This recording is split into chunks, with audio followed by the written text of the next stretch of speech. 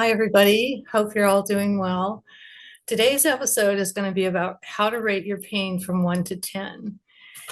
And I'm doing this because when I would go to the doctor and they would say, "What's your pain from like 1 to the worst pain you've ever had in your life?" And I did not know how to do that. I'm like, "Well, what's a 6? What's a 4? What's a 7?" And I also have had the experience of people saying that they went to their doctors and said that their pain level was a 10, and they just kind of didn't respond. And I hope I have some answers for you today about how this happens and what you can do about it. So it turns out that I was in a situation where I got rated as a 10. And that's what kind of helped me develop my scale. This is just my own experiences. It's not based on anything else. I couldn't really find any research, and maybe that's my fault. But just know that I'm not telling you some absolute scale. What I'm trying to do is give you the tools so that you can understand what they mean by these levels, and you can create your own scale so that you are prepared when you go to your doctors, and hopefully it will help the communication. So it's really nobody's fault. It's a misunderstanding about what is the worst pain you've ever been in your life, because you may be in the worst pain you've ever been in your life when you go to the doctor and tell them you're at a 10, but the doctor has a different scale. So how I got my 10 was I burned my hands, and I remember them wheeling me off somewhere. And it's almost like you're in another reality. There's the pain that you're in, which is kind of consuming your whole being. And then there's reality. So somebody asked me what my pain level was, and I just turned my head because it's like, I can't cope with your question. I can't formulate words. And I heard her say 10. So that's when I realized that a medical professional see levels of pain that are equal to them. The worst pain that someone is in is like torture, or those intense few moments of childbirth. And I just provided my own example for hopefully not that many of us have been tortured, and a lot of people don't have that childbirth experience in that way. So that is a 10, and that's why your doctor kind of dismisses you when you go in there and say you're 10, because in his mind, it's like you're walking around and talking. You're fine. So that's where the misunderstanding comes in. It's just a difference in experience. So, okay, so if 10 is laying in the emergency room and you can't talk anymore, 9 is laying in the emergency room crying, but when someone comes in to see how you're doing before they can see you, you can still respond to them. So you can still say, "It's horrible, I'm at a 9," but you can talk, you can formulate words. Excuse me.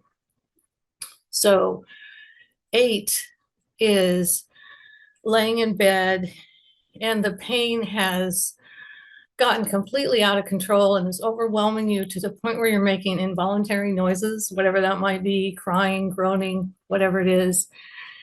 And you realize that you have to make the decision soon as to whether you're going to go to the emergency room, because you realize that if it gets much worse, you're not going to be able to deal with it at home.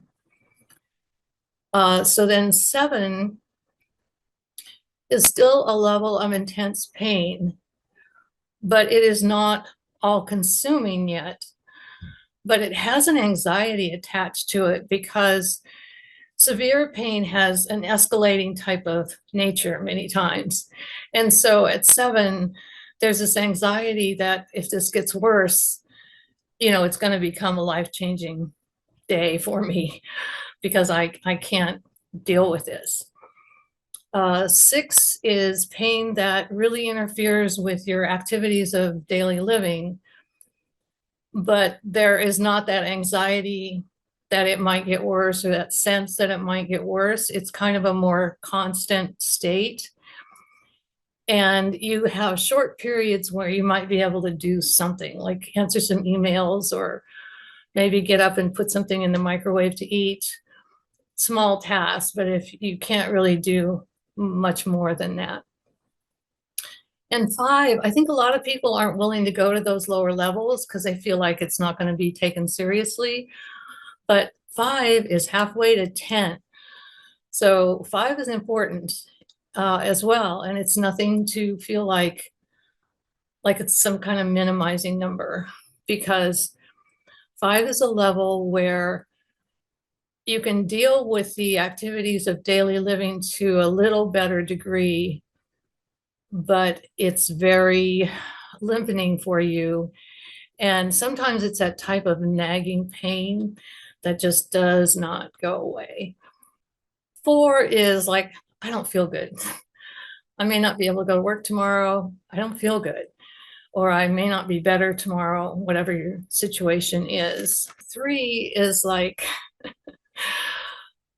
if you've ever had small children and they were misbehaving all day and then they wake up in the morning and they're sick and you feel bad because you realize, oh, that's why they were fighting and complaining all day, because they don't feel well.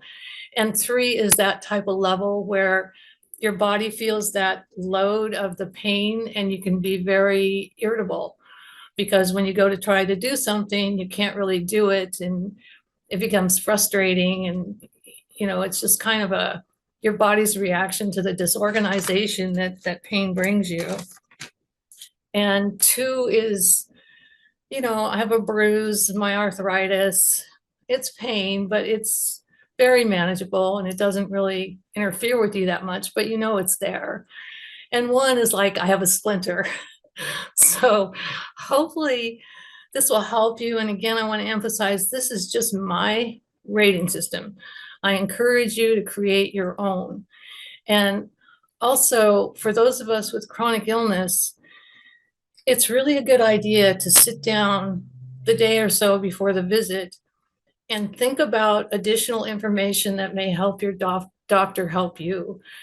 And one of those is sleep. I didn't mention sleep in the scale because that really varies, I think, with people. But it's important to tell your physician if pain is waking you up, keeping you up, waking you up in the middle of the night. That's important information for him to have. And the other thing is appetite. Some people lose their appetites when they're in pain, and other people eat more when they're in pain because it's their body trying to fix the problem. Here, have more food. Maybe that'll help. And a lot of times people don't want to say that because they feel like it makes them look bad. But that's another piece of important information.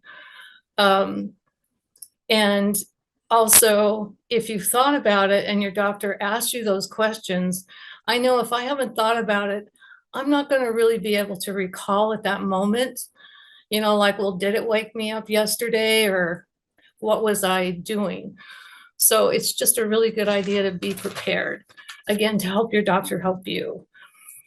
And I hope this will help you. I wish everybody could be pain-free, but since it is a part of life, it's important to know how to deal with it and to know how to work with your medical professionals. And as always, I've so enjoyed being with you. Please like and subscribe, and we'll see you next time.